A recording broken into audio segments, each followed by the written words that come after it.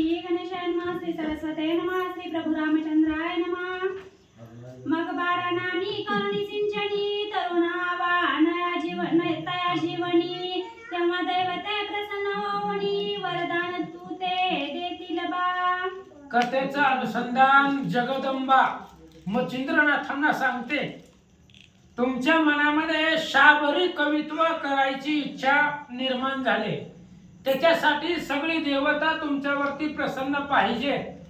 देव एवढ्या सहजासहजी प्रसन्न होत नाही, महिनाभर पुतीला यावं लागतं, कथेला बसावं लागतं, तेव्हा कुठं असणारी देवाची भेट स्वप्नामध्ये होत असते, साक्षात्कार होत असतो। असो आणि देव भेटणं एवढं सोपं नाही म्हणले महाराज। तुम्ही जावा ते असणाऱ्या कुंडामध्ये आणि ते असणाऱ्या कुंडामधलं जी पाण्यानं स्नान करा। स्नान केल्यानंतर ना 12 आदित्य आहेत, सूर्याची नाव आहे, ती 12 सूर्याचं नामाचं सिंचन करा। ते असणाऱ्या झाडाखाली आंघोळ करा आणि 12 सूर्याचं नाम उच्चार करा, त्यावेळेस तुम्हाला ते दैवत प्रसन्न होतील। परी एक वेळा न घडायचे खेपा घालाव्या षण्मास, एक एक दैवत एक खेपेसा प्रसन्न होईल महाराजा। जगदंबेने सांगितलं, मातेने सांगितलं, मच्छिंद्रनाथ महाराज म्हणले एक दिवस पुतीला येऊन जमत नाही, रोज यावं लागतंय म्हणले।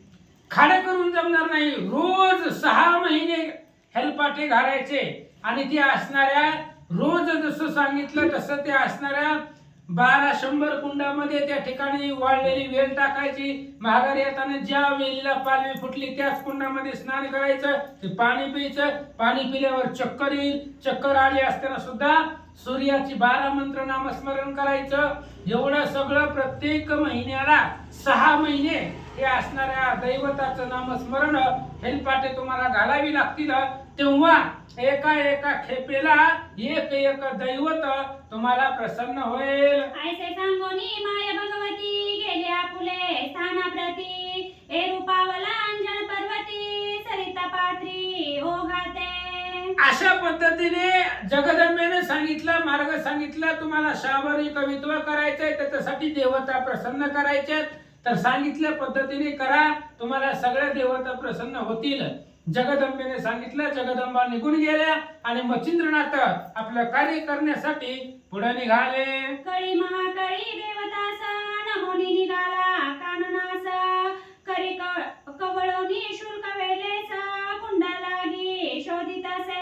आणि मग ती जगदंबा निघून गेल्यानंतर ना मच्छिंद्रनाथ काळी महाकाळी ती ज्या देवता होत्या त्या देवींना नमस्कार केला आणि तिथून वनामध्ये निघाला। वनामध्ये जात असताना देवीने सांगितल्या पद्धतीने वाळलेल्या झाडाची वेल हातामध्ये घेतली आणि जी काही 100 कुंड आहेत ती कुंड शोधण्यासाठी महाराज निघाले। असं एक शतकुंडे पाहून तितुक्यात शुक्ल वेल स्थापून, पुन्हा पाहे परतून सकळ कुंडा माझारी। असं म्हणले देवीने सांगितल्या पद्धतीने 100 कुंड मच्छिंद्रनाथांना दिसल्याबरोबर जी काय वाळलेली वेल होती ते असणाऱ्या वेलीचा एक तुकडा त्या 100 कुंडामध्ये टाकला जाताना, आणि जाताना टाकून पुन्हा माघारी येऊन ते असणाऱ्या कुंडामध्ये महाराज पाहू लागले। तो आदित्य नामे कुंडी तीव्र, ते वेल पाहे साचोकार, तो दृष्टी पडेल पल्लवकार, स्नान ते सारिले। देवीने सांगितलं होतं माघारी येत असताना प्रत्येक कुंडामध्ये पाहायचं, ज्या कुंडामध्ये तुम्हाला वेलीला पालवी फुटलेली दिसेल त्या कुंडामध्ये स्नान करायचं। मग मच्छिंद्रनाथ माघारी येत असताना आदित्य नावाची कुंडी दिसली, त्या कुंडीमध्ये पाहिलं तर असणाऱ्या वाळलेल्या वेलीला पालवी फुटली होती आणि त्या कुंडामध्ये स्नान केलं। स्नान झाली उदक पान होताची व्यापिले अते मूर्छेन, परिद्वादश नामी मंत्र साधना सोडिले नाही तयाने। स्नान केल्यानंतर ना त्या कुंडामधलं पाणी प्यायचं आणि पाणी पिल्याबरोबर तुम्हाला चक्कर येईल, मूर्छा येईल आणि एवढे मूर्छा आल्यानंतर सुद्धा बेशुद्ध व्हाल तुम्ही, त्यावेळेस सुद्धा नामस्मरण सोडायचं नाही। भगवंताचं ते असणाऱ्या 12 सूर्याचं नामस्मरण मुखामध्ये सदोदित ठेवायचं, तेच मच्छिंद्रनाथ करतात। परिमूर्छा ओढवली अति तुंबळ, शरीर झाले अति विकळ, श्वेत नेत्रे गेला अनिळा, देह सांडोनी तयाचा। आणि मच्छिंद्रनाथांनी ते आदित्य नावाचे तिथलं पाणी प्याल्याबरोबर मूर्छा आली, दीर्घ मूर्छा आली भयंकर. आणि त्या मूर्छामध्ये प्राण विकळ झाले, शरीर कासावीस झालं, शरीरामधले पंच प्राण सगळे निघून जाण्याची वेळ मच्छिंद्रनाथावरती आले. ब्रह्मांडातवनी अंतर्ज्योती ती वेदोपाये अंती तरी आदित्य नावे जाण होती जपा लागी नित्य करिता. आणि मच्छिंद्रनाथाच्या शरीराची अवस्था आहे, जी काही प्राणज्योत आहे, ती प्राणज्योत सुद्धा शरीरातून निघून जाण्याची वेळ आली.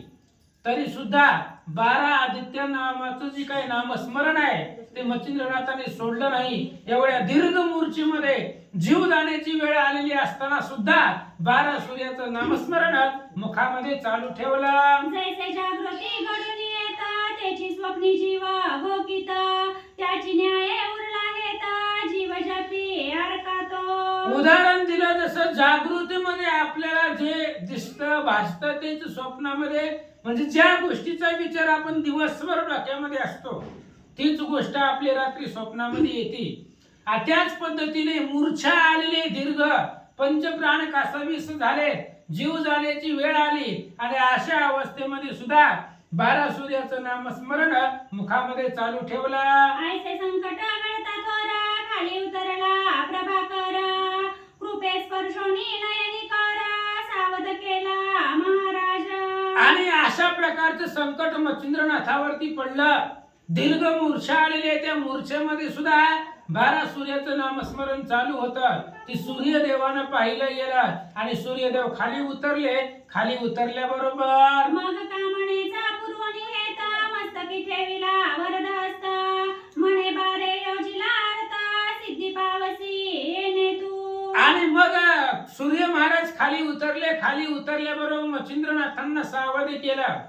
सावध केल्याबरोबर विचारलं, महाराज एवढं असणार तुम्ही दीर्घ मूर्छेमध्ये असताना सुद्धा नामस्मरण चालू ठेवलं, काय कामना आहे मनामध्ये, काय इच्छा आहे, आणि ती सगळी तुमची इच्छा पूर्ण होईल म्हणून कृपेचा हस्त सूर्यदेवानं मच्छिंद्रनाथाच्या डोक्यावर ठेवला. ऐसे बोलूनी आदित्य गेला तेने काच कुपिका बरोनी वहिला पुन्हा मार्तंड पर्वती आला येऊनी नमी अश्वत्थ. आणि अशा पद्धतीने सूर्य महाराज बोलले, निघून गेले. पुन्हा काच कुपिका, काचेची असणारी कुपी म्हणजे भांड, त्यामध्ये त्या कुंडातलं पाणी घेतलं आणि पुन्हा मार्तंड पर्वतावरती आले.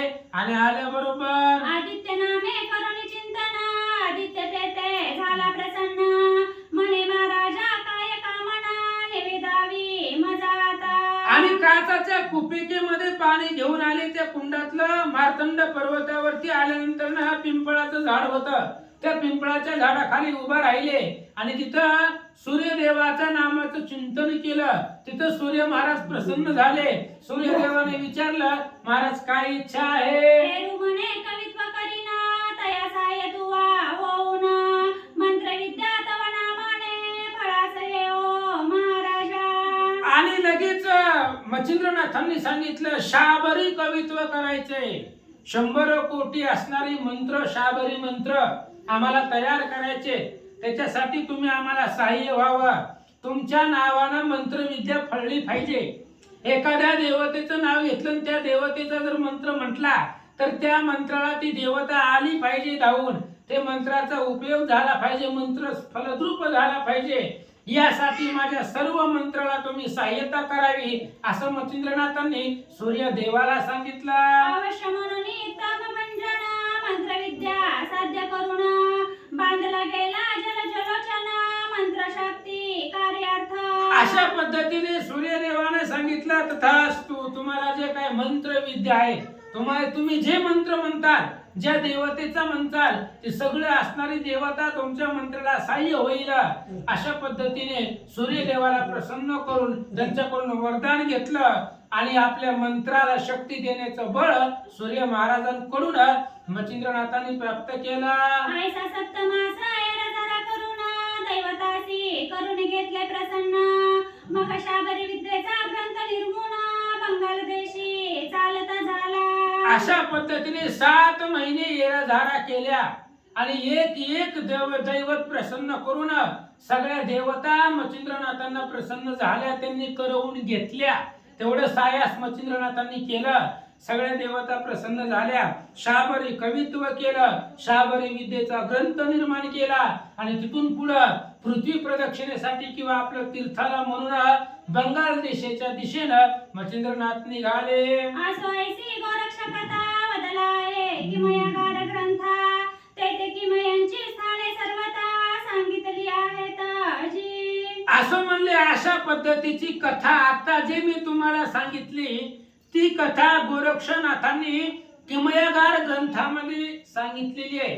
त्या त्या स्थानाची नावं किमयागार ग्रंथामध्ये गोरक्षनाथांनी लिहिलेली आहे. आणि हा नवनाथ भक्तिसार जी ग्रंथ आहे ती किमयागार ग्रंथावरून त्या ग्रंथाच्या आश्रयावरून हे ग्रंथ निर्माण केलेला आहे. आणि किमयागार ग्रंथ स्वतः गोरक्षनाथांनी त्यांच्या हातानं त्यांच्या बुद्धीनं तो लिहिलेला ग्रंथ आहे असं महाराज सांगतात. परिप्रथम अवघड करणे ते मानवा ते नवे घडोन ते अवसरे असती परिपूर्ण म्हणून घडले तयांसी. म्हणून मच्छिंद्रनाथाने एवढं अवघड केलं ते आपल्याला जमत नाही.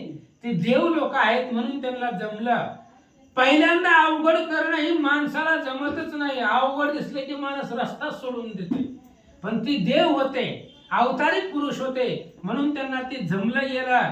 असो अशा पद्धतीचं कथन किमयागार ग्रंथामध्ये गोरक्षनाथांनी लिहिलं. परिसंगवया कारण सोमुखे गोरक्ष वदला हे कथन त्या ग्रंथाचा आश्रय पाहून नवही योगी वर्णिले ग्रंथी. ग्रंथकर्त्यांनी सांगितलं तुम्हाला सांगण्याचं एकच कारण आहे की स्वतः गोरक्षनाथांनी त्यांच्या किमयागार ग्रंथामध्ये नवहीनाथांचं वर्णन केलेलं आहे. आणि त्या किमयागार ग्रंथाच्या आश्रयानं या भक्तिसार ग्रंथामध्ये नवहीनाथाचं वर्णन मी त्या ग्रंथाच्या आधाराने केलं असं महाराज सांगू लागले. तरी श्रोती तया ग्रंथा दोष न ठेवावा सर्वथा संशय आली या किमयागार ग्रंथा विलोकावे विचक्षणी. म्हणून ग्रंथकर्ते सांगतात की ग्रंथाला नाव ठेवू नका, दोष ठेवू नका. कारण हा ग्रंथ गोरक्षनाथांनी लिहिलेला आहे. गोरक्षनाथांचा ग्रंथ असल्यामुळं जर तुम्हाला या ग्रंथावरती विश्वास नसेल किंवा काही बी लिहिलं असं जर तुम्हाला वाटत असेल तर तुका म्हणे नाही विश्वास ज्या म्हणी पहावे पुराणी विचारोणी. जर तुम्हाला विश्वास नसेल तर किमयागार ग्रंथ गोरक्षनाथांचा आहे, त्या ग्रंथामध्ये जाऊन पहा. मुळा वेगळे काही कथन येत नाही जी घडोन म्हणून सकळ संशय सांडोन ग्रंथ श्रवणी स्वीकारा. असं म्हणले मुळा वेगळं मी या ग्रंथामध्ये काही लिहिलेलं नाहीये. जी लिहिलंय ती गोरक्षनाथांच्या किमयागार ग्रंथाच्या आधाराने लिहिलेलं आहे. जी मी बोललोय त्याला आधार आहे. बिगर आधाराचं मी ग्रंथामध्ये माझ्या मनाचं काही लिहिलेलं नाहीये. म्हणून सगळं संशय मनामधला सोडून द्या आणि या ग्रंथावरती नवनाथावरती विश्वास ठेवा असं महाराज सांगतात. या परिबळेची जाणवणी दोष निंदोनी जोका मोडील हरुष विकल्पपंथी बिरविता जगासा पावेल अंश बुडितो. असं म्हणले म्हणून बळजबरीनं ग्रंथामध्ये निंदा करायची, ग्रंथाला नाव ठेवायचं. ही ग्रंथ नवनाथ भक्तिसार म्हणजे गोरक्षाचा किमयागार आहे. आणि तुम्ही जर या ग्रंथाला नाव ठेवली तर गोरक्षनाथ, मच्छिंद्रनाथ आणि भर्तरीनाथ आजही चिरंजीव आहेत, ते पृथ्वी तलावरती फिरतात. जर तुम्ही या ग्रंथाला त्यांच्या ग्रंथाला जर दोष दिला, नावं ठेवली गेली तर त्याचा वंश बुडेल असं गोरक्षनाथाचं म्हणणं आहे असं महाराज सांगतात. आणि कवानी जाईल जडून नरकी पडेल सप्त जन्म आणि जन्मोजन्मी शरीर करोना क्षयरोग भोगील तो. आणि जो या ग्रंथाला नाव ठेवील त्याची जीभ जळून जाईल. तो 7 जन्मापर्यंत नरकामध्ये राहणार आहे. नरकामधले 28 नरक त्याला भोगावे लागणार आणि प्रत्येक जन्मामध्ये त्याला क्षयरोग होणार. कुणाला? जो या ग्रंथाला नाव ठेवील, ग्रंथावरती अविश्वास दाखवेल तो जन्मोजन्मी नरकामध्ये जाईल असं गोरक्षनाथ म्हणतात असं महाराज सांगतात. तीर्थ उद्देशी मचिंद्र गेला बंगाल देशी तेथे फिरता तीर्थवासी हेला समुद्री पातला. असं म्हणले तीर्थाच्या उद्देशाने मच्छिंद्रनाथ बंगाल देशाच्या दिशेने गेलेले होते. आणि त्या बंगाल दिशेला गेल्यानंतर ना फिरत फिरत समुद्राच्या किनाऱ्याला पातले तिथं जाऊन मच्छिंद्रनाथ पोहोचले. ते देशी चंद्रगिरी ग्राम तेथे नरसिंहाचा झाला जन्म. सुरुजा पिता विप्रोत्तम कृती देवी कुशी झाला तो. असं म्हणले. अशा पद्धतीने तिथं चंद्रगिरी नावाचं गाव आहे. कुठं ते असणाऱ्या समुद्राच्या किनाऱ्यावरती. आणि ते चंद्रगिरी गावामध्ये तिथं नरसिंहाचा जन्म झालेला आहे. भगवान नरसिंह यांचा जन्म तिथं झालेला आहे. आणि तिथं असणारा सुराज नावाचा ब्राह्मण कृतीदेवी नावाचं स्त्री त्या ठिकाणी राहत होती असं सांगतात. असो तेथे जाऊनी नाथ सहज भिक्षेसी हिंदता गावात. तो तेथे भविष्य उत्तर कथेत काय वर्तिले ते ऐका. असं म्हणले. अशा पद्धतीने तिथं गेल्यानंतर ना सहज त्या चंद्रगिरी गावामध्ये मच्छिंद्रनाथ भिक्षेसाठी गेले. आणि भिक्षेसाठी गावामध्ये फिरत असताना एक नवल घडलं. कोणतं घडलं ऐका. तया गावी गौड ब्राह्मण सर्वोपदया तया नाम. तया गावी गौड ब्राह्मण सर्वोपदया तया नाम. वशिष्ठ गोत्री आचार नेम सकळ धर्म पाळितो. आणि त्या असणाऱ्या गावामध्ये सर्वोपदया नावाचा एक ब्राह्मण होता. आणि तो ब्राह्मण वशिष्ठांच्या गोत्रामध्ये वशिष्ठाच्या कुळामध्ये गोत्रामध्ये त्या ब्राह्मणाचा जन्म झालेला होता. आणि त्याचा आचार नेम सगळं सुधर्मानं तो वागत होता असं महाराज सांगतात. आदी तपन यजन याजन स्नान संध्या माझी निपुण. तयाची कांता गुणोत्तम सरस्वती नामे मिरवितसे. आणि तो सर्वोपदया नावाचा जो ब्राह्मण आहे तो ब्राह्मण यजन हवन याजन तपन स्नान संध्या सर्व आपले नित्यक्रम स्वधर्मानं पार पाडत होता. स्नान संध्यामध्ये तो प्रवीण होता. आणि त्याच असणाऱ्या ब्राह्मणाची पत्नी कांता अतिशय सुंदर होती, गुणवान होती, शीलवान होती. आणि तिचं नाव सरस्वती होता.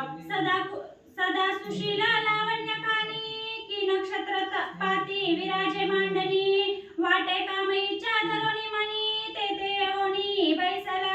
आणि ती असणारी सरस्वती नावाची स्त्री अतिशय सुंदर होती, सुशील होती. जिचं शील चांगलं आहे. शील म्हणजे आचरण.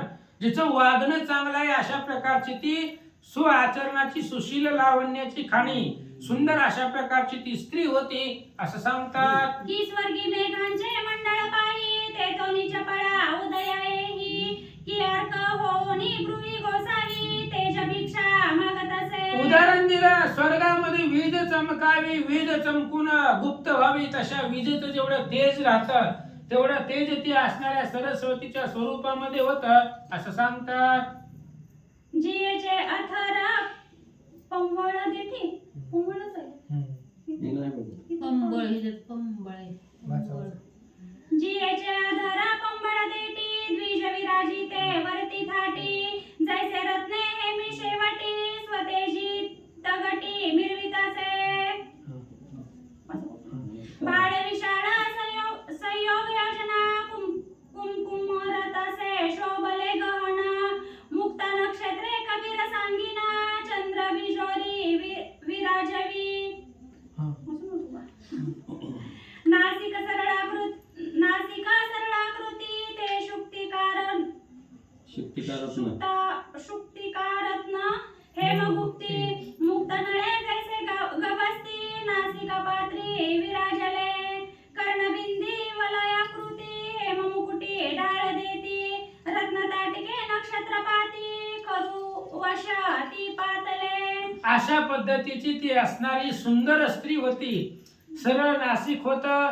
आणि अशा प्रकारचं स्वरूप त्या सरस्वतीचं होतं असं महाराज सांगतात. असं ऐसी शृंगार खानी सकळ संपत्ती नटली कामिनी. रूपवंती सकळ गुणी जगा माझी मिरवितसे. आणि ती असणारी अतिशय शृंगार खाणी होती. खान म्हणजे असणारा खजिना रत्न अतिशय सुंदर असणारी ती स्त्री होती सरस्वती. सगळ्या संपत्तीनं नटलेली अतिशय सुंदर दिसत होती. गुण होती, गुणवंती होती, रूपवंती होती असं महाराज सांगतात. परी उदरी नाही संतान परम तेने उचंबळणी योग काम. न आवडे धंदा दामाश्रम सदा वियोग बाळाचा. असं म्हणले अशा पद्धतीने ती असणारी स्त्री होती, पण पोटाला पुत्र संतती नव्हती. त्याच्यामुळं तिच्या मनामध्ये संसारामध्ये लक्ष लागत नव्हतं, मन लागत नव्हतं. कामधंदा याच्यामध्ये तिचं मन लागत नव्हतं. दिवसभर फक्त एकच चिंता की पोटाला संतती नाही, आणि संतती नसल्याचं दुःख त्या सरस्वतीला होऊ लागलं. देव देवा रे उपायानिक करीती झाली कामानधिक पर्यार्थ कोठे उदयदायक स्वप्न माझी आतळेना.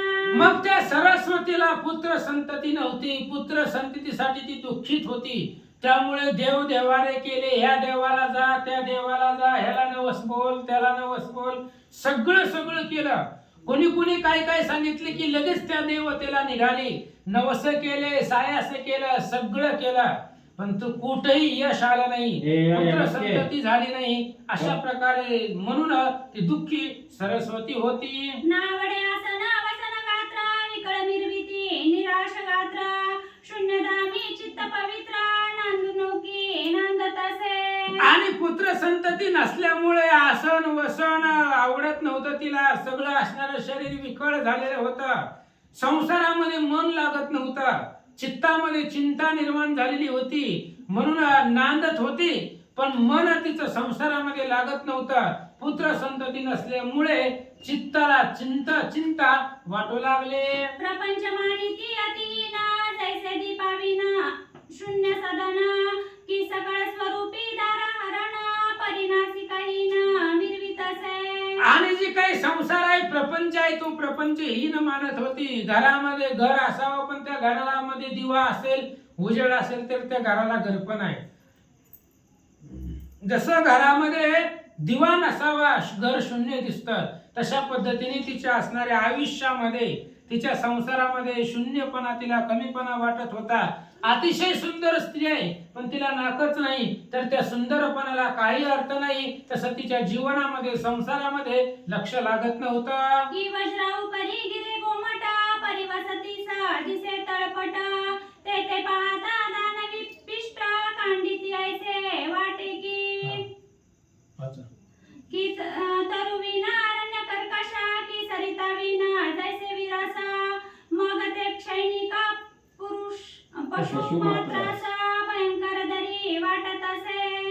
की शरीरी चांगुलपण परिधानिली से वस्त्रानी भूषण परिचतुस्कंदी शवदर्शन सुमग काही वाटेना. सुगम काही वाटेना. वाटेना सगळा साज आहे, प्रेताला काय उपयोग आहे का त्याचा? ते शरीरा ग्रहणाविना आप्तवर्गाते वाटेहीन तेवी सर्व उपचार कांते लागून संसारहीन वाटत असे. असं म्हणले अशा पद्धतीने ती सरस्वती सगळे असणारी संपत्ती आहे, ऐश्वर्य आहे, पण ती असणाऱ्या स्त्रीला जर नाक नसेल, कारण स्त्रीचं स्वरूप नाकावरती शोभिवंत दिसत असतं, आणि त्या स्त्रीला जर नाक नसेल तर तिचं स्वरूप व्यर्थ आहे, शून्य आहे. तशा पद्धतीने ती सरस्वती संसारामध्ये राहत होती, घरामध्ये वागत होती, पण तिचं मन घरामध्ये, संसारामध्ये लागत नव्हतं, असं महाराज सांगतात. ऐसे असता भावस्थिती गृहीदर्शिनी योगमूर्ती नातमचिंद्र अंगण प्रती अलक्ष सवाल वदित असे. असं म्हणले असं ती संसारामध्ये राहत होती, आणि राहत असताना अचानक दारामध्ये अलख निरंजन अशा प्रकारचा आदेश बाहेरून ऐकू आला, आणि बाहेर जाऊन पाहिलं तर मच्छिंद्रनाथ त्या असणाऱ्या सरस्वतीच्या दरवाजामध्ये येऊन थांबले. तव ते कांतेने पाहुनी त्याते चरणी लोटली शोक भरिते आणून शीघ्र वस्त्रासनाते विराजविला महाराजा. आणि मग लगेच त्या सरस्वतीनं पाहिले की कोणीतरी योगी तापसी आपल्या घरामध्ये दरवाजामध्ये आलेला आहे. तिनं त्यांचं दर्शन घेतलं, आतमध्ये नाथांना नेलं आणि बसण्यासाठी आसन टाकलं, आणि त्या आसनावरती नाथांना सरस्वतीनं बसवलं. आपण बैसोनी नाता निकट सांगती वियोग शोक उल्लाट हृदय भरुनी नेत्रपाट क्लेशांभू मिरविले. आणि ती असणारी सरस्वती मच्छिंद्रनाथाच्या जवळ बसली, आणि जवळ बसल्यानंतर ना सांगती वियोग शोक उल्हाट, आपल्याला झालेलं दुःख आहे ते दुःख नाथांना सांगू लागली. म्हणून आपल्याला झालेलं दुःख साधू संतांना सांगावं लागतं, शेजाऱ्याला नाही. शेजाऱ्याला सांगितले की वाटोळं होत असतं, साधू संताला सांगितले की ती त्याच्यावरती उपाय निर्माण करत असतात. हनुमंत म्हणे रायासी, दुःख निवेदावे साधूसी, ते तात्काळ तयासी उपायासी योजिला. सैन्यपाळ राजाला हनुमानजी सांगतायत, राजा कोणालाही दुःख सांगत बसू नका, आपलं दुःख साधू संताला सांगा. म्हणून मच्छिंद्रनाथाच्या जवळ बसली आणि जीवनातलं जे काय दुःख आहे, व्यथा आहे, ते मच्छिंद्रनाथा पुढं ते सरस्वती सांगू लागले. म्हणे महाराजा नाथ नाथा, तुम्ही सर्व गुणी विद्येसी जाणता, तरी मम हृदयी शोक सरिता नाश जळा वाहत असे. आणि त्याच वेळेस त्या सरस्वतीनं मच्छिंद्रनाथांना सांगितलं, महाराज तुम्ही सर्व विद्या सर्व गुण संपन्न आहात, तुमच्यापाशी सगळे विद्या आहेत, तुम्ही सर्व गुणी संपन्न आहात, असं तुमच्या तेजावरनं चेहऱ्याच्या तेजावरनं दिसतंय वाटतंय. म्हणून माझ्या मनामध्ये जे दुःख आहे ते दुःख तुम्ही घालवचाल, नाहीस करचाल असं मला वाटतंय. म्हणे तरी याते उपाय काही, सांगा म्हणून लागते पायी, पुन्हा स्पर्शोनी मौळी प्रवाही, कवन शब्दा वाढवित असे. आणि म्हणून महाराज जे माझ्या अंतःकरणामध्ये दुःख झालेलं आहे त्या दुःखावरती काहीतरी उपाय सांगा, जेणेकरून माझ्या जीवनामधले दुःखरूपी अंधार संपला जाईल. म्हणून पुन्हा पुन्हा मच्छिंद्रनाथाच्या पायावरती ती सरस्वती डोकं ठेवून दर्शन घेऊ लागले. पुढे ठेवणी भिक्षांना, पुन्हा कवळी मोहे चरण, आणि नेत्रगणाची वृष्टी जीवन, पद्महिते सिंचित असे. आणि पंचपक्वान्नाचं जे काही भिक्षाचं रूपी ताट आहे, ती ताट मच्छिंद्रनाथाच्या पुढं सरस्वतीनं ठेवलं. आणि ताट पुढे ठेवल्यानंतर पुन्हा त्या मच्छिंद्रनाथाच्या पायावरती सरस्वतीनं डोकं ठेवलं आणि सांगितलं, महाराज माझ्या जीवनामधलं दुःख घालवा. आणि त्यांच्या चरणावरती आपल्या डोळ्याचा पाण्यानं चरणाचा अभिषेक ती सरस्वती करू लागले. तेने मच्छिंद्र चित्त सरिते, मोह सराटे अपार भरुते, शब्दे तोय ओघ विरविता, होते सुख सरितेसी. आणि अशा प्रकारे ती रडू लागली. मच्छिंद्रनाथाच्या पायावरती तिच्या डोळ्यातलं पाणी पडलं गेलं. त्यावेळेस तिच्या असणारा प्रेमभाव मच्छिंद्रनाथांनी पाहिला आणि मच्छिंद्रनाथाला सुद्धा तिच्याबद्दल कळवळा निर्माण झाला. आणि मग नाथ काय म्हणतात, म्हणे ओ साधवी क्लेशवंत, किमर्थ कामिनी चित्त, प्रेम जमदकी चित्तार्थ, सकाळ मुक्ती लाहील की. आणि मग तिचा कळवळा पाहिला गेला, तिची करुणा पाहिली गेली. मच्छिंद्रनाथांनी विचारलं, काय अडचण आहे तुमच्या जीवनामध्ये, सांगा. तुम्हाला कशाचं दुःख झालेलं आहे, कोणत्या गोष्टीचं एवढं दुःख तुमच्या मनामध्ये, माझ्या पुढे सांगा, प्रगट करा. मला सांगितल्यानंतर ना तुमचं सगळं दुःख नाहीस होईल, असं मच्छिंद्रनाथ सरस्वतीला बोलतात. ऐसे शब्द वर्ग उगमा, कोणी बोले द्विचारामा, म्हणे महाराजा योग ध्रुमा, संतती नाही वंशाते. मच्छिंद्रनाथांनी सांगितलं, सरस्वतीला म्हणले, काय मनामध्ये इच्छा आहे सांग, म्हणले बोलून दाखव. तुझ्या जीवनामधलं जे दुःख आहे, जे आता तुझ्या डोक्यामध्ये ज्या गोष्टीचं दुःख आहे ती सगळं संपेल. त्यावेळेस सरस्वतीने सांगितलं, महाराज खूप प्रयत्न केले, 900 सायासे केले, सर्व देव देवता केल्या, पण आमच्या असणाऱ्या पोटाला संतती नाही. कुठल्याही प्रकारचा वंशवेल पुढे वाढेल अशा प्रकारची संतती पोटाला नाहीये, याचं दुःख वाटतंय.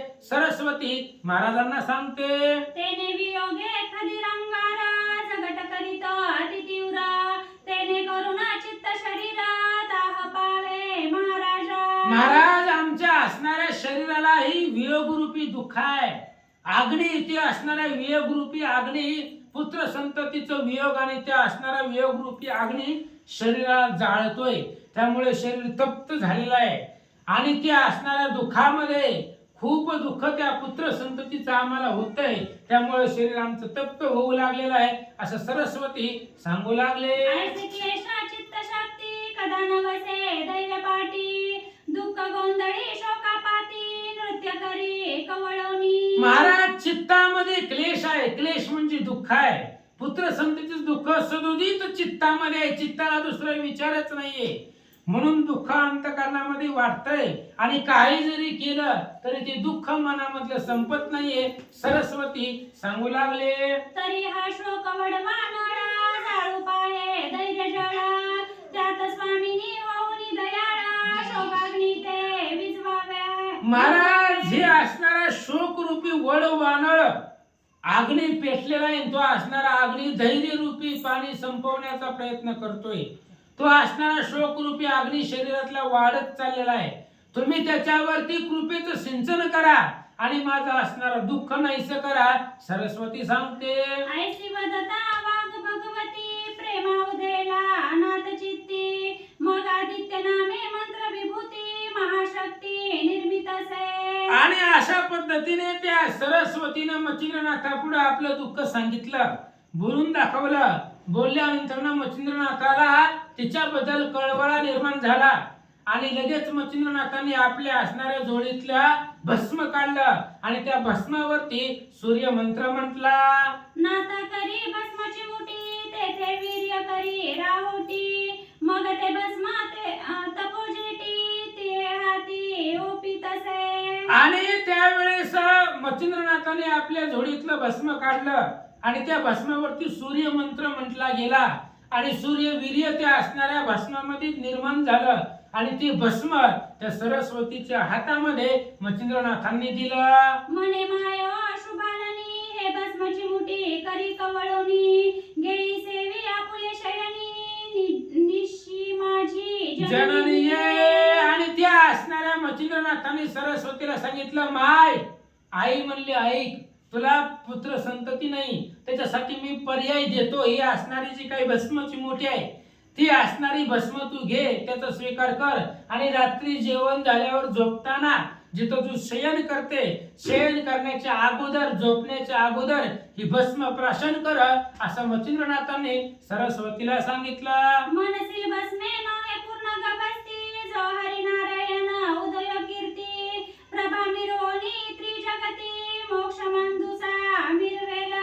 मच्छिंद्रनाथांनी सांगितलं, आई साहेब, ही फक्त भस्म नाहीये, तर ही सूर्य मंत्रापासून निर्माण केलेला, ह्याच्यावरती सूर्य मंत्र म्हटलेला आहे.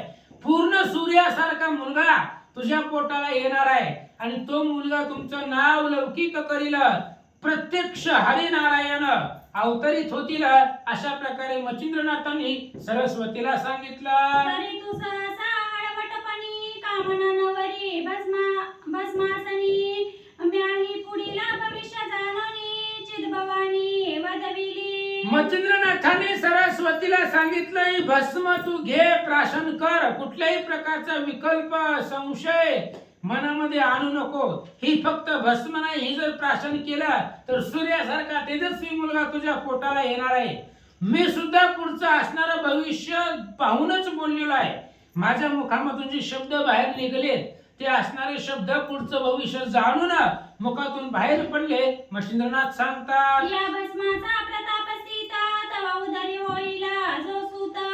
तया ते अनुग्रह देऊनी या स्वतः करीन सरसा ब्रह्मांडी. मच्छिंद्रनाथांनी सरस्वतीला सांगितलं, माय, या भस्मापासून जो तुला मुलगा होणार आहे आणि त्या असणारा मुलाला मी स्वतः अनुग्रह द्यायला येणार आहे. मीच त्याचा गुरु होणार आहे आणि पूर्ण ब्रह्मांडामध्ये त्याला सरस करीन, म्हणजे प्रवीण करीन. ब्रह्मांडामधली कोणतीही शक्ती त्याला जिंकू शकणार नाही, हरवू शकणार नाही. अशा प्रकारची शक्ती त्याला मी प्रदान करून देईल, असं मच्छिंद्रनाथ सरस्वतीला सांगतात. मग तो सुताना म्हणे माया सकळ सिद्धीचा होईल राय. जैसा खगी नक्षत्र माया शशीनाथ मिरवेला. आई का म्हणले, माय सरस्वती, तुमच्या उदराला जो मुलगा होणार आहे या भस्मापासून, तो फक्त मुलगा नाही तर सगळ्या सिद्धीचा राजा होणार आहे. सगळ्या सिद्धी त्याच्या पायावरती लोळतील. अशा प्रकारचा तो योगी पुरुष होणार आहे. जसं आकाशामध्ये चंद्र, सगळ्या चांदण्यामध्ये चंद्र शोभिवंत दिसतो, तसं पृथ्वी तलावरती हा असणारा तुझा मुलगा सगळ्या सिद्धीमध्ये श्रेष्ठ दिसेल, असं मच्छिंद्रनाथ सांगतात. मग तो न माया ब्रह्मांडवरी कीर्ती रश्मीचे तेज विवरी. आणि वंद्य होईला चराचरी मानव दानव देवांतिका. ऐक म्हणले, आई साहेब ऐका, ही भस्म तुम्ही प्राशन करा. याच्यापासून जो तुम्हाला मुलगा होणार आहे त्याचा असणारा कीर्ती ध्वज पूर्ण ब्रह्मांडामध्ये वाजेल आणि सगळे त्या चराचरामध्ये, पृथ्वी तलामध्ये तो असणारा वंदनीय होईल. प्रत्येक जण तुझ्या मुलाला नमस्कार करील. एवढंच नाही तर देव दानव सुद्धा त्याला घाबरतील. देव दानवावरती विजय मिळवेल असा मुलगा तुमच्या पोटाला येईल. मच्छिंद्रनाथ सांगतात. तरी माये संशय न धरिता पक्षी भस्म सांडणी चिंता आयती सांगोनी सकळ वार्ता नात उठे ते सोनी. आणि म्हणून मच्छिंद्रनाथाने सांगितलं ही भस्म घे आणि झोपताना रात्रीच्या वेळेला ही भस्म प्राशन कर. ह्या भस्मावरती सूर्य मंत्र म्हटलेला आहे. सूर्यासारखा तेजस्वी मुलगा तुला होणार आहे, तुझ्या पोटाला येणार आहे. त्यामुळे सगळा संशय सोडून दे, भस्म प्राशन कर. अशा प्रकारे मच्छिंद्रनाथांनी सांगितलं आणि नाथ तिथून उठले आणि पुढे निघाले. यावरी बोले शुभाननी की महाराजा योगदानी तुम्ही केव्हा याला परतोनी सुधानुग्रह उपवाया. लगेच सरस्वतीने विचारलं, महाराज चाललाव, पण या असणाऱ्या तुमच्या भस्मापासून जी मला मुलगा होणार आहे त्या मुलाला अनुग्रह द्यायला तुम्ही किती दिवसानं माघारी येताल? नाथ ऐकोनी बोले ते म्हणे ऐको सद्गुणी सरिते पुन्हा येऊनी देई उपदेशाते 12 वर्षा उपरांती. त्यावेळी मच्छिंद्रनाथांनी सांगितलं, ऐक म्हणले शुभानने, कल्याणी ऐक म्हणले, तुला मुलगा झाल्यानंतर ना त्या मुलाला अनुग्रह देण्यासाठी 12 वर्षानंतर ना मी याच ठिकाणी याच जागेवरती इथंच येणार आणि 12 वर्षानंतर ना येऊन तुझ्या मुलाला अनुग्रह देईल असं मच्छिंद्रनाथ सांगतात. ऐसे वदनी शब्द सुढाळ निगत झाला सिद्ध पाळ तीर्थ उद्योशी नाना स्थाळ महिला गी लंघित असे. आणि अशा प्रकारे शब्द मच्छिंद्रनाथांनी सांगितले आणि तिथून मच्छिंद्रनाथ निघाले. पुन्हा तीर्थ करण्यासाठी नाना स्थळ पृथ्वीवरचे पाहत पाहत मच्छिंद्रनाथ पुढे निघाले. एकीकडे भस्माची मुठी सदृढ बांधूनी ठेविली गाठी हर्षण राहे पोटी उचंबळवणी दाटलासे. आणि त्या सरस्वतीला ती भस्म पाहिलं, तिला आनंद वाटला. एवढे असणाऱ्या योग सामर्थ्य पुरुषानं हे आपल्याला भस्म दिलेलं आहे म्हणून ते असणारी भस्म एका कागदाच्या पुडीमध्ये तिनं बांधलं. ती भस्म घरामध्ये ठुलं आणि मनामध्ये आनंद आहे. आता आपल्याला पुत्र संतती होणार याचं सुख मनामध्ये तिला वाटू लागलं. मग ती सवेची नितंबिनी जावनी बैसे शेजार सदनी तेथे 7-5 वज्रवासिनी येऊनी त्या स्थानी बैसल्या. मग तिला ती जी भस्म होता ती भस्म घरामध्ये ठेवलं. विचार केला रात्रीच्या वेळेला झोपताना आपण ही प्राशन करू, भस्म खाऊ, म्हणून असा विचार करून कागदाच्या पुडीमध्ये ती भस्म तिनं घरामध्ये ठेवलं. आणि ठुल्याबरोबर जाऊन वाट्यावरती बसली आणि त्या वाट्यावरती 4-5 शेजाऱ्यांच्या बाया तिच्या घरापाशी आल्या. वाट्यावरती 4-5 जण स्त्रिया बसल्या आणि बसल्याबरोबर आपा एकमेकाच्या घरातलं सुख दुःख त्या स्त्रिया सांगू लागल्या. तेच्या जाया शब्द रहाटी सहज बोलती प्रपंच गोष्टी. त्यातही जाया हर्षपोटी कथा सांगे ती आपुली. मग 4-5 बाया एका वाट्यावरती कट्ट्यावरती बसल्या. आता बाया बसल्यावर का रामायण असते काय, पुतीकरण असते काय, व घरातल्या गप्पा गोष्टी असतात. म्हणून त्या असणाऱ्या स्त्रिया आपापल्या घरामधल्या सगळे असणाऱ्या गप्पा गोष्टी त्या चव्हाट्यावरती वाट्यावरती बोलू लागल्या. मग सगळ्या स्त्रियांनी सांगायला सुरुवात केल्यावर ह्या सरस्वतीला बी राहावं गेलं. तिने बी सांगायला सुरुवात केली. काय सांगितलं? म्हणे मायो ऐका वचन चित्त क्षीण झाले संतती विना पर्याय झाला सर्वार्थ घडोन तो श्रवण कुठे स्वीकारा. आणि त्याच वेळेस सरस्वतीने सुद्धा सांगायला सुरुवात केलं. म्हणले ऐका, तुम्हाला तर माहिती आहे मला पुत्र संतती नाही, मुलगा नाही पोटाला, त्यामुळं मी सदोदित दुःखी असते. पण आज नवलाव घडला आमच्या घरामध्ये. एक कोणीतरी योगी आमच्या असणाऱ्या घरामध्ये आलेला आहे. पुढे काय झालं लक्षपूर्वक ऐका. एका अकस्मात माझ्या सदनी बोआला कान पाडोनी कान फाडी केवळ तरणी माते दिसोनी आला तो. सरस्वतीने सांगितलं ऐका, सकाळी सकाळी आज आमच्या घरामध्ये एक कानफाडी आला, योगी आला. त्या असणाऱ्या योग्याचा वेश होता, काखेमध्ये झोळी होती, कानामध्ये कुंडले होती, त्याच्या कानाला वेज पडलेले होते, त्याला कानफाडी म्हणतात. आणि अशा प्रकारचा योगी आला. मी त्याच्याकडे पाहिलं, मला तो स्वरूपानं तेजस्वी दिसला असं सरस्वतीनं स्त्रियांमध्ये सांगायला सुरुवात केली. मग म्या त्यासी स्तवनी भक्ती प्रसन्न केली चित्त भगवती. मग प्रसाद कोणी माझे हाती गमन करिता झाला तो. आणि मग मी त्या भक्तिपूर्वक त्याचं स्तवन केलं आणि त्याची जी काही चित्त भगवती आहे, चित्त भगवती म्हणजे त्याचं अंतकरण, चित्तरूपी भगवती मी प्रसन्न केली. कशानं? चांगलं बोलून, स्तुती करून त्याचं मन प्रसन्न केलं. मग त्यानं असणारा प्रसाद म्हणजे भस्म माझ्या हातामध्ये दिलं आणि तो महाराज निघून गेला. तरी तो प्रसाद भस्माची मोठी माते दिली पुत्रवृष्टी. परी सांगोनी गेला स्वयंवटी भक्षण करी शयनात. आणि ऐका बायानो, काय झालं? आमच्या घरामध्ये तो असणारा योगी आला, त्यानं एक भस्म चिमुटी दिली, म्हणजे चिमुटभर भस्म मला दिलं आणि ती भस्म रात्रीच्या वेळेला खावा असं त्यानं सांगितलं आणि तो मग निघून गेला. अशा प्रकारे सरस्वती सांगू लागले. तरी मायो सांगा नीती तेने वाढेल काय संतती. हेरी ऐकोनी न मानिती तेने काय होईल गे. मग सरस्वतीनं त्या स्त्रियांना विचारलं, म्हणले सांगा बरं, त्याने मला भस्म दिले, ती भस्म खाल्यावर खरंच पुत्र संतती होईल का? मला मुलगा होईल का? त्या महाराजांनी भस्म दिलेला आहे, ती जर मी खाल्लं तर खरंच माझ्या पोटाला मुलगा जन्माला येईल का? सांगा असं बायांना त्या सरस्वतीने विचारलं. आगे ऐसे सोंगे महिवरती किती एक ठक बहु असती. नाना कवटाळे करुणी दाविती जगबोंदिती जननीये. आणि त्या बायांनी सांगायला सुरुवात केली, कोणाच्या नादी लागली म्हणली तू? कानफाडे असते ती बुवा, ही फसवणारी लोक असतात, ह्यांच्या नादाला लागू नको म्हणली तू. नाही, त्या वाम मार्गाला लागली. ही कानफाडी लोक काय करतात? फसवतात, ठग असतात. त्यांच्यापाशी मंत्र यंत्र नाना प्रकारचे असणारे कपट विद्या असते. कोणालाही ती सहज फसवतात, त्यांचं कपट लवकर लक्षात येत नाही. अशा प्रकारे ते शेजारनी त्या सरस्वतीला सांगू लागल्या. आणि दुसरा त्यात आहे अर्थ कानपाडे कवटाळे व्यक्त.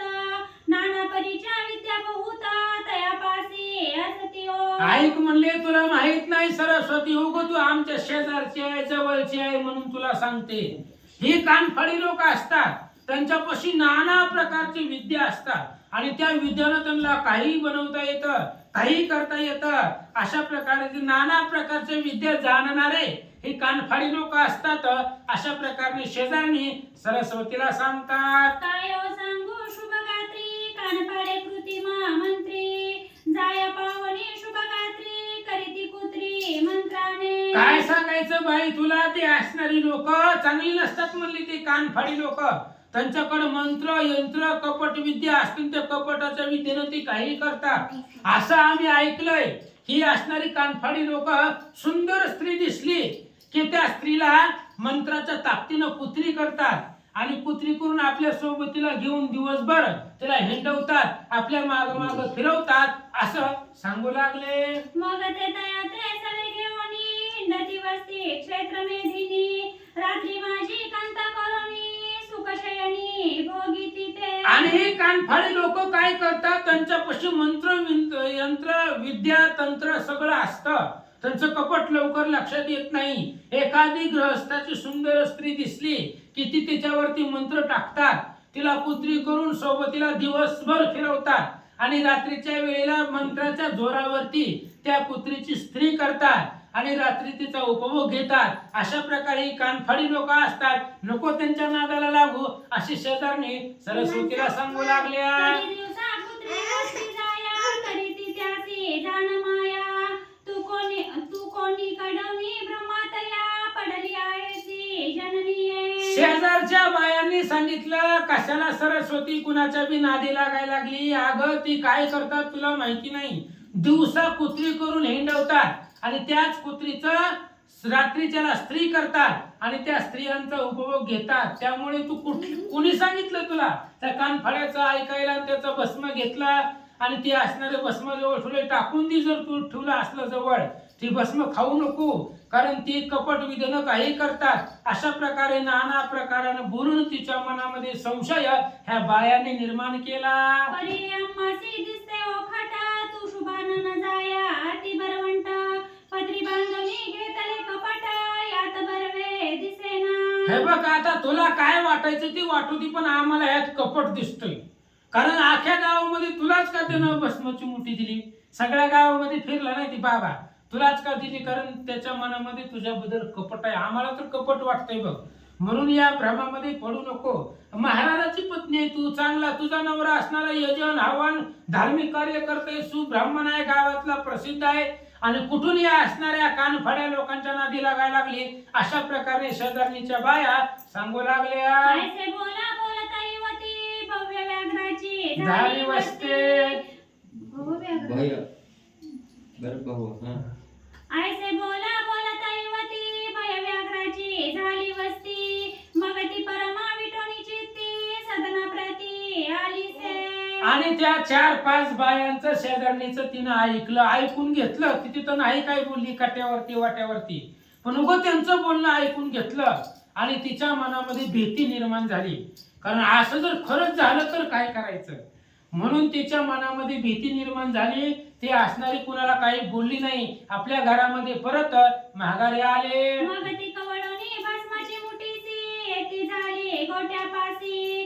ते गोरजा केरांसी फिरविलैसी उखरडा. मग तिनं ती असणारी घरामध्ये ठेवलेली जी काही भस्म आहे मच्छिंद्रनाथांनी दिलेला, तो असणारा भस्म त्या कागदाच्या पुडीतनं घेतला. तिनं बाहेर आली. बाहेर असणारा शेणाचा गोटा होता, जिथं कचरा टाकतात, गायचं शेण टाकतात, अशा उकिरड्यावरती ती उकिरड्याच्या जवळ ती सरस्वती येऊन थांबले. तया माझी भस्माची मुठी सांडिती झाली ती गोरटी. गोरटी. तया माझी हरिजेटी संचार करी महाराजा. आणि ते असणाऱ्या उकिरड्यावरती गायच्या जे काही शेण टाकलं जातं, ते असणाऱ्या शेणामध्ये कचऱ्यामध्ये त्या उकिरड्यावरती तिनं मच्छिंद्रनाथाने दिलेलं जे काही भस्म आहे ती भस्म टाकून दिलं. मच्छिंद्रनाथाने सूर्य मंत्र म्हटला होता, त्यामुळे ती फेल जाणार नाही कुठं जरी टाकलं तरी. आणि ती असणारी भस्म टाकून दिलं. त्याच भस्मामध्ये हरिनारायणानं प्रवेश केला. जो नवनारायण कीर्तिध्वजा प्रत्यक्ष विष्णू तेजपुंज. हरि ऐसे नाम साजे कीर्ती रत्ना माझारी. आणि जो नवनारायणामध्ये कीर्तिध्वज आहे, प्रत्यक्ष विष्णूचा अवतार आहे, अशा प्रकारचा हरिनारायण. आणि तो हरिनारायण त्या भस्मामध्ये त्यांनी अवतार घेतला. असं ऐसी दैव रहाटी करुणी जाती झाली गोरटी. सगनी येऊनी प्रपंच दिखी सदा सर्वदा मिरवित असे. असं म्हणलं त्या सरस्वतीनं लोकांच्या सांगण्यावरून, शेजाऱ्यांच्या सांगण्यावरून ती भस्माची मुठी घेतली आणि त्या उकिरड्यावरती टाकून दिली. टाकून पुन्हा ती माघारी आली आणि आपला रोजचा कामधंदा प्रपंच करू लागले. असं ऐशी कथा वसरा पुढे निवेदू ग्रंथ सादर तरी श्रोती क्षीरोदक सारा पुढील अध्यायी स्वीकारिणे. असं म्हणले. अशा प्रकारची कथा इथपर्यंत झाली. मच्छिंद्रनाथांना सगळ्या देवता प्रसन्न झाल्या आणि या असणाऱ्या चंद्रगिरी गावामध्ये येऊन सरस्वतीला पुत्र संततीसाठी मच्छिंद्रनाथांनी भस्म दिला. मच्छिंद्रनाथ पुढच्या तीर्थयात्रेसाठी निघून गेले. आता पुढे मच्छिंद्रनाथ कुठं जातील, तिथं काय चरित्र होईल ते पुढच्या अध्यायात सांगतो. भक्तिसार हा कथार्थ ग्रंथ शुक्तिका नवरत्न युक्त तुम्हा श्रोत्यांचे कर्णग्रीविता भूषणाते शृंगार. भक्तिसार हा असणारा ग्रंथ आहे आणि हा ग्रंथ म्हणजे शुक्तिका रूपी रत्न आहे. आणि ती रत्न तुमच्या असणाऱ्या श्रवणामध्ये कानामध्ये शब्दरूपी रत्न तुम्हाला ऐकवू आणि त्या असणाऱ्या शब्दरूपी रत्नाचा शृंगार तुम्हाला करू महाराज सांगतात. या परिनिंदका खळ दुर्जन असो त्यांचे कांजी पान तयाचे निंद्या वचन ऐकून सोडो नका शिरोधका.